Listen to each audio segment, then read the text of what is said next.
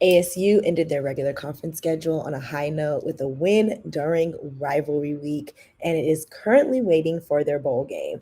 Sun Devils are favorites to land a certain Oklahoma quarterback, and Herm Edwards will continue to be the head coach at ASU. So we're talking all of that and more on today's episode of Locked On Pac-12 podcast.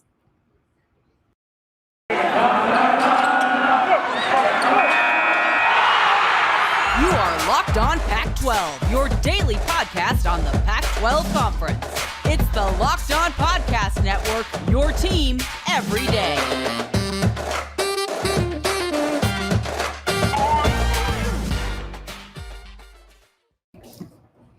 Thanks for tuning in to another episode of Locked On Pac-12 podcast. As always, we're free and available as a part of the Locked On Network. I'm your host, Cindy Robinson, and joining me today is Conner Dreos from Locked On Sun Devils to talk everything ASU football. We're winding down. The season is over. Now we're going into bowl time, which is great because ASU is actually participating in a bowl game this season. We're not aware of which bowl game that is yet. So first and foremost, Conner, let's talk rivalry week. I feel like every time I say that, it's a tongue twister. Rivalry week. Well, here in Arizona, we just call it hate week, big A for Arizona. So, but the thing about a rivalry is like, it has to be competitive, right? Oh. And for five straight years, the Sun Devils have kept the Territorial Cup in its own room. They might as well just stay there because I don't see U of A taking it for the foreseeable future. Okay, this is a different tune than what Richie was giving us last week when there was a little slight concern that this could be a upset that no one saw coming. We all know how rivalries can go. And yes, it does require them to be a little competitive, but I fully expected Arizona to come with a little more vengeance considering how things ended up last season. You're totally right with rivalry games, like, and for ASU and U of A especially, where they haven't been playing for a ton as of late. Like, who doesn't want to play spoiler, or who doesn't want to get that last great win at the end of the season? So, and that's exactly what U of A was trying to do. Right. The thing about this game, and we had even talked about this on our podcast for Locked On Sun Devils for about a week or two. U of A honestly has been playing people very, very tough for the last month or so. Regardless of their competition, some of their schools that they played were definitely better than others. Right. But they've been playing people extremely tough. So it was like there was a 20-point spread coming into that game. I personally was taking U of A to cover that spread. Like 20 points, especially for this ASU team. ASU does not cover. The good teams, right? Like I think ASU is a good team. They're not a great team just because they don't cover their spreads. So I was expecting a very competitive game, and that's exactly how it started, right? Their quarterback, whose name is escaping me, but Will Plummer, he drove down the field several times. Their first drive, I think, was like maybe 4, 5, 6 plays before they ended up settling for that field goal or something like that. Might have been a couple more, but regardless, they were picking up chunk play after chunk play, and it was like, this isn't how this game was supposed to go. ASU is supposed to be dominating them with this great defense that they have. U of A has one win on the season. Like, what the heck is going on? Could it be the rivalry game that we were talking about where it doesn't matter what you did the rest of the season, like throw it all out, records don't matter. ASU finally did settle down. Even after the first 2 drives, Rich and I were just texting back and forth. Like, I am so glad they just held them to a field goal there. And I didn't expect to be saying that at all. Will Plummer, I don't remember the numbers off the top of my head. I think in his games this season, he started 9 games. He was averaging 160 passing yards. He passed for 346 through the air. He was coming as a man on a mission, okay? Yeah. Here's the thing about Arizona that we've, like you mentioned, they've been playing against opponents really well. The one thing they can't do really well is close out a game. It's okay. We're dog friendly over here. We say hi to the pup.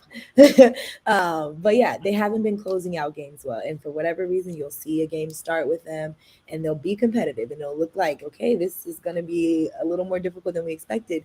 And that second half, it always seems to go downhill for them, which I don't want to say I anticipated with this game. I'm not going to lie to you. Part of me was hoping for the underdog story of an upset here. How dare you side with Michael Luke while you're talking to me. Like, at least like just keep that to yourself. Here I was thinking you were on my side. I feel so betrayed. So I told Richie and Michael Luke last week that I was not siding with anybody initially, but the deep, like me as a person who comes from a school of That underdog hates ASU. situations. Okay. No, not hates ASU, just the underdog situation. I understand what it's like to be in those shoes. And so I always love a good, redemption story. And that's what I was hoping with this. But I will say it's good for ASU to end on a high note after a few rough weeks playing. And even though winning some of those games, they weren't the prettiest wins. So this was probably one of those confidence boosters they needed before going into bowl game territory. Definitely. And they didn't have several starters, and I think one of the rotational players out. Like, they didn't have Darian Butler, they didn't have Merlin Right. Robertson, I think Evan Fields, and then Markham, I think, was the other DB that was out. So regards to that, like, understanding that some of your better defensive players were out, seeing how U of A was able to move the football was definitely concerning to start that game off. I think you're right. It does give a little boost of confidence to ASU fans. Granted, it was a team you should have beaten by about the points you should have beat them by. Yeah. I think what's really going to matter is that bowl game, which we'll talk about, I'm sure, in the next week or two. Yeah. You're going to play a school that's much tougher than U of A. And there's a lot of question marks surrounding this team. So, yes, we played great against U of A. That's phenomenal. It's a positive way to end the season. But for Herm Edwards and not a lot of recruits going into next season, there's so much we don't know about the 2022 Sun Devils. So ideally, they go out and play a great bowl game. There's going to be a lot of players, I think, preparing potentially for the NFL draft. Not that ASU has like 10 players that are going to get drafted, but I think there's like 4, 5, 6 that might be able to go, or at least be a camp body. So if you don't have some of those guys, like I don't want to go play like Wake Forest or something like that, or maybe even somebody who's ranked as well, and just get absolutely throttled like the last game of the season. So Right. All right. Well, coming up next, we'll discuss who could possibly be your next starting quarterback in this next season, if you're lucky. For all you college football fanatics, if you haven't heard of PrizePicks, this is the time to listen up. PrizePicks is daily fantasy made easy. They're the leader in college sports daily fantasy. They offer more college football props than anyone in the world, and they offer all the star players of the Power 5 as well as mid-major players that you might have never even heard of. PrizePicks offers any prop you can think of, from yardage to touchdowns, even interceptions thrown. All of the users that deposit and use the promo code will receive a 100% instant deposit match up to $100. Just be sure to use the promo code Locked On. You pick 2 to 5 players and an over and under on their projections, and then you can win up to 10 times on any entry, and it's just you versus the projected numbers. PrizePicks allows mixed sports entries, so you can take the over on LeBron, combine it with the under on Mahomes, all in the same entry. Use the award-winning app on both the App Store and Google Play. Entries can be made in 60 seconds or less. It's literally that easy.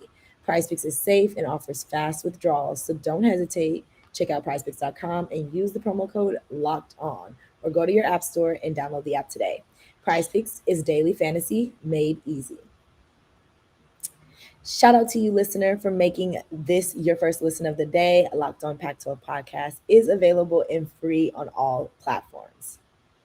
Okay, Connor. So prior to us starting this show, you informed me of something that I wasn't quite aware of. For all of you that do not know, Lincoln Riley is the new head coach at USC. He left Oklahoma, which has prompted a lot of those student athletes to look elsewhere about schools they can play at, I'm sure. So now quarterback situation at ASU has been a little murky with Jaden Daniels. We've talked about that for the last few weeks. He may not be the favorite of a lot of Sun Devil fans, and the future may not be as bright for him. So Connor, please inform us on who could possibly be your next quarterback. First of all, the marketing for this guy, if he does come here, is going to be through the roof in the desert. But it is former Oklahoma quarterback Spencer Rattler playing potentially for the Arizona State Sun Devils. So here's what's interesting. Going into this season, is Rattler was easily in the conversation for the number 1 overall pick, or at least the best quarterback in this draft class. And ended up getting benched at some point this season for Caleb Williams. Like his stock has taken a huge hit. Right. ASU apparently, from some of my sources that I'm seeing out in social media, he is now ASU is the favorite to land Spencer Rattler as their quarterback, which is interesting to me. It's not that I don't want to see him here. I think he's a definite upgrade over Jaden Daniels. Right. But I'd potentially prefer to go to like an Ole Miss where I can go play with Mike Leach, Okay. So my thoughts too, So I definitely expected a more, I wouldn't even say a like top tier team, but more flashier team, right? That's sure. considered on a national scale automatically, already in those talks. What do you think the attraction to ASU would be for him? I think so. He's from here. He played high school Okay. ball here. I think Okay. that's probably his biggest attraction, because if I'm speaking honestly, like looking at this ASU team, kind of the state of it, there's not like this great receiving core to come throw to. It's not that I don't like Herm Edwards. I think he's a phenomenal personality. He knows a ton about football, more than I could ever forget. It's not even so much that I think the coaching staff's bad, but with the suspension or potentially the violations that we have going against the football team right now, coming against the school here pretty soon, a lot of people leaving this team because they're seniors, they're entering the transfer portal elsewhere, like a Chip Trayanum. I'm not sure what else would potentially draw him here. So, but then we also get into another discussion. Jaden Daniels, again, if he had a great season, could have potentially entered the NFL draft. I thought at the beginning of the year he'd be like a third, fourth round pick, maybe a potential upside arm in the NFL. It's not going to be it. He's not even a camp arm, in my personal opinion. So now he's got to come back for his senior season. With Spencer Rattler, if he does come here, I think he has to sit out a year. I don't honestly know everything about the transfer rules. There's some situations like a Joe Burrow or a Justin Fields. When they transferred, they had, well, I should take that back. Justin Fields got to go and play directly from Georgia. Joe Burrow had to sit out a year. So if Spencer Rattler comes here and has to sit for a year, that might actually work out potentially in ASU's benefit. I think if he has to sit, Jaden Daniels plays the senior season, potentially moves on to the NFL as a best case scenario, but worst case, he just graduates and you don't have this like a quarterback controversy to speak of. But you'd also probably be implementing a totally new offensive system, right? You talked about potentially being at a flashier school, which for Spencer Rattler's upside, like it's not ASU. As of right now, it's just not. They have a very young wide receiving core, but not a lot of great names or potential great talent to throw to. So they have to move away from that run first offense with losing guys like Rachaad White and Chip Trayanum. So over the next year or two, that might give them some time to transition to that new style of offense that they would be able to put out in the field for Spencer Rattler. I wonder if that's going to make the most sense. I'm not 100% sure on the transfer rules either. I feel like they change a lot and they're circumstantial for whatever. I know a lot of it varies about switching conferences and things like that. It's very clear that like the incentive for him would be to come home. And that, we see that often, like people are taking advantage of the fact that they can play in front of their family, which a lot of people don't get the opportunity to do. If he doesn't have to sit out, it's definitely an unfortunate situation for Jaden Daniels because, well, I'll ask you this. Do you think that Jaden will take the challenge of coming into camp and fighting for the position? Do you think he'll get the opportunity to fight for it, or will Spencer Rattler just be automatically named starter? I don't think it's an automatic thing, but if I'm Jaden, I don't think I want to go through that. I think if they're willing to accept a guy like Spencer Rattler on this team, to me, that sends kind of a message that they really don't want me that badly here. And I love Jaden Daniels, the person.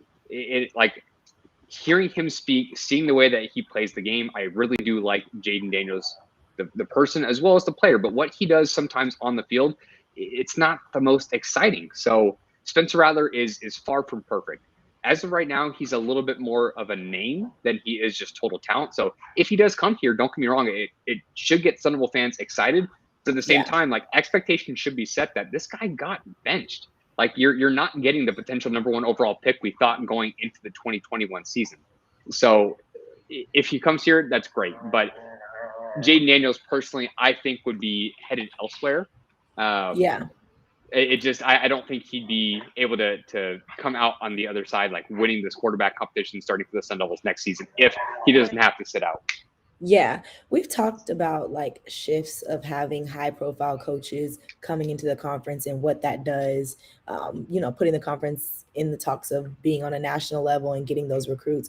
What do you think seeing a quarterback like Spencer Rattler coming to the Pac-12 conference will do for the conference, for other future recruits, seeing that, he's willing to come play in the Pac-12 conference. Maybe there is something there for us. Having players like Kayvon Thibodeau here, like, what do you think that does for our conference, if anything at all? So as of right now, ASU specifically, I'm not sure it does a whole lot as at the moment. Lincoln Riley, however, for USC, I think that does a tremendous amount. I'm blanking on the name, but I remember seeing that one of the quarterback prospects that was supposed to go to Oklahoma and play for Lincoln this season already decommitted and now is heading to USC. Right. I think Keaton Slovis is a senior, if I'm not mistaken. Yeah, because that's why they were. I'm pretty sure he's a senior too, but there's so many, the extra year rules and stuff. I don't know. I'm pretty sure that this is his senior year and he's out after. I know this. I was gonna say, I know he's at least draft eligible, and they do have Jackson Dart, who's a freshman. So I'm not. To me, they're going to have a little bit more of a quarterback competition going into this season, but I think there's going to be a ton of people that want to go play at USC alone. It's a great school, prestigious school. You get to play essentially on the coast in California, great weather. Who doesn't want that? But now you also have Lincoln Riley as your head coach. I think that does give a bit of a boost for the Pac-12 conference, just not the other schools individually, because they're probably going to be hurting for a little while, having a guy like Lincoln Riley be able to recruit potentially as well as he has. Another topic for another time, but I just want to close this out quickly by saying there is a narrative out there that's saying Lincoln Riley may not be the best program builder, but maybe he's just a great coach. Kyler Murray, Baker Mayfield, and Jalen Hurts all transfers. But a guy like Spencer Rattler, who was his first quarterback, didn't necessarily live up to the hype. So I think that makes people feel a little bit more warm and fuzzy at the end of the day, because who doesn't want Lincoln Riley as their head coach right now? Right. But food for thought. Oh, yeah, definitely. I was very skeptical, and I still am. I think we'll have to see how things play out before you make any vast conclusions about the results, right? You can't just say oh yeah, he's a great coach, it's going to be amazing here. I think sometimes great coaches go to programs and it does not work. So we shall see. We'll see if he's a fit for USC or just another flashy name. That remains to be seen for sure. Still to come, we're going to talk about your head coach at the Sun Devils and what's going on there. A lot to talk about, considering some implications that may be coming down on ASU with some sanctions and things. So for those of you that, are into betting, BetOnline has you covered all season. More props, odds, and lines than ever before as football season continues the march to the playoffs. BetOnline remains your number one spot for all the sports action this season. So head to the new updated desktop or mobile website to sign up today and receive your 50% welcome bonus on your first deposit. Just use the promo code LOCKEDON to receive your bonus. From basketball, football, NHL, boxing, and UFC, right to your favorite Vegas casino games.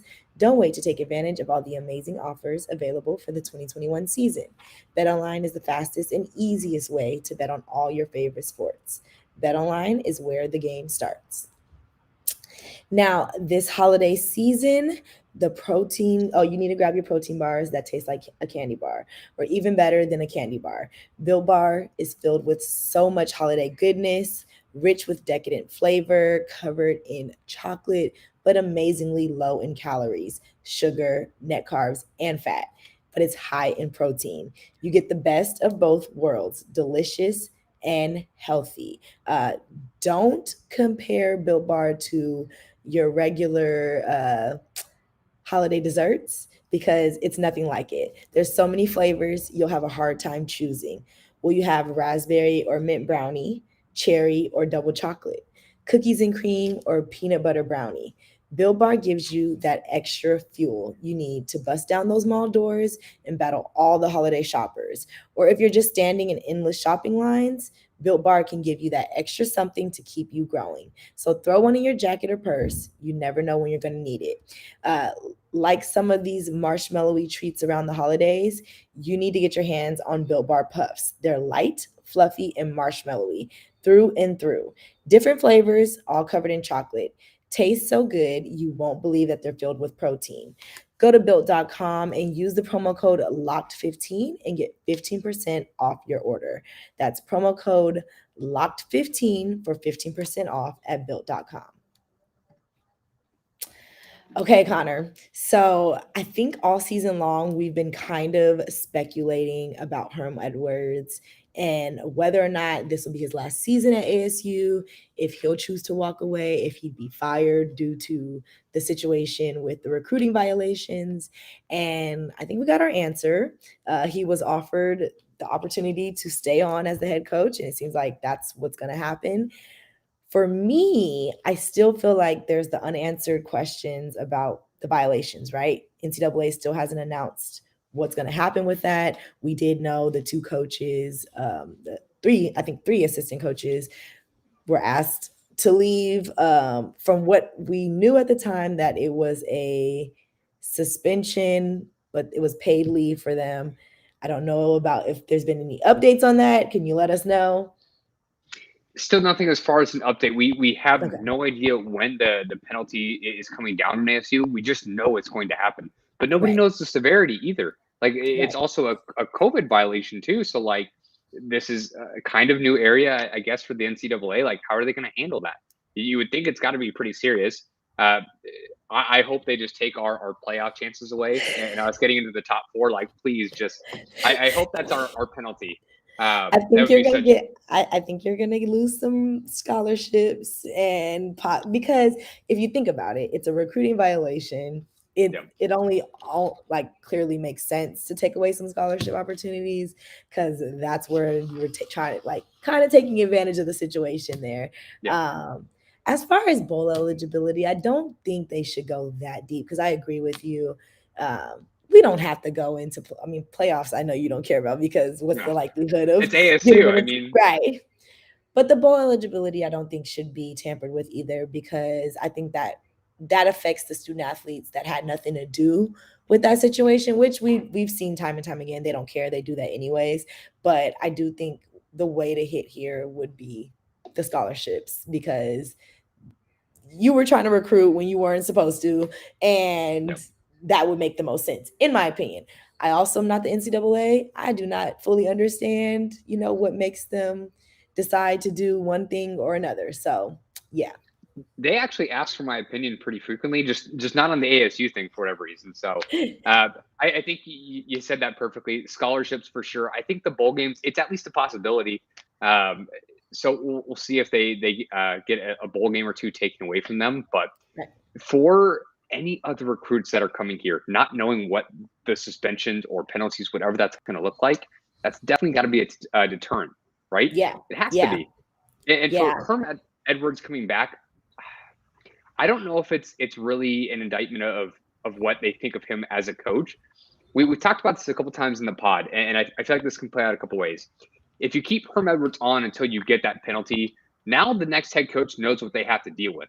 But if you're getting rid of ASU or their head coach this year, Herm Edwards, and you have to ask somebody to come take that job, what great up-and-coming head coach wants to take that position where they could automatically be handcuffed and they lose their scholarship opportunities right off the bat?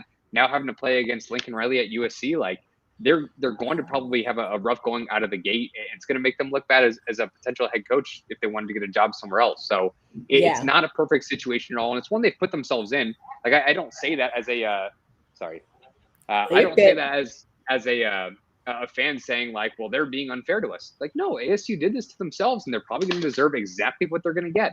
The question just is what's going to happen to them. So I will say on any podcast you want me to, whether it's Locked On Pac-12, Locked On Sun Devils, elsewhere, I do love Herm Edwards. I'm not dying to see him go. If they had decided to move on, I think I would have gotten it because at the moment, in my own opinion, and granted, my opinion changed on him.